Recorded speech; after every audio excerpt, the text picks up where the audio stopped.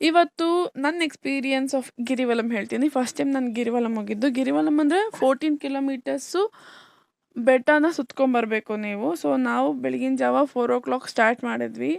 ದೇವರಿಗೆ ಅಲ್ಲಿ ಹೋಗ್ಬಿಟ್ಟು ಬೇಸಿಕ್ಲಿ ನೀವೇನು ಮಾಡಬೇಕು ಅಂದರೆ ಕರ್ಪೂರ ಹಚ್ಬಿಟ್ಟು ದೀಪ ಹಚ್ಬಿಟ್ಟು ಸ್ಟಾರ್ಟ್ ಮಾಡಬೇಕು.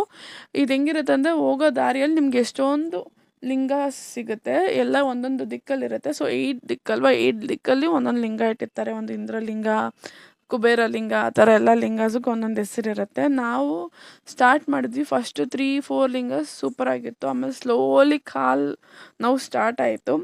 ಸೊ ಅಷ್ಟು ಬೇಗ ನಿಮಗೆ ಬೆಳಕಾಗಕ್ಕೆ ಸ್ಟಾರ್ಟ್ ಆಗುತ್ತೆ. ಇದೇ ಆ ಡೈರೆಕ್ಷನ್. ನೀವು ಎಲ್ಲೆಲ್ಲಿ ಇರ್ತೀರಂತ ಅಲ್ಲಲ್ಲಿ ಬೋರ್ಡ್ಸ್ ಇರುತ್ತೆ, ನೀವು ನೋಡ್ಕೊಬೋದು.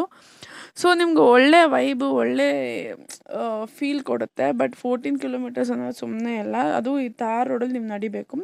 ಬೆಳಗಿನ ಜಾವ ಎಕ್ಸ್ಪೀರಿಯನ್ಸ್ ಇದು. ಬೆಳಗ್ಗೆ ವಾಕ್ ಮಾಡ್ತಾನೆ ಇದ್ದಾಗ ನಿಮ್ಗೆ ಹೆಂಗೆ ಫೀಲ್ ಆಗುತ್ತೆ, ನೈಟಿಂದ ಮಾರ್ನಿಂಗ್ ಫೀಲ್ ಚೆನ್ನಾಗಿತ್ತು. ಆಮೇಲೆ ಆ ಬೆಟ್ಟನ ಕ್ಲಿಯರಾಗಿ ನೋಡೋಕ್ಕಾಯ್ತು ಬೆಳಗ್ಗೆ. ಇದೊಂದು ಲೊಕೇಶನಲ್ಲಿ ತುಂಬ ಕ್ಲಿಯರಾಗಿ ಕಾಣುತ್ತೆ.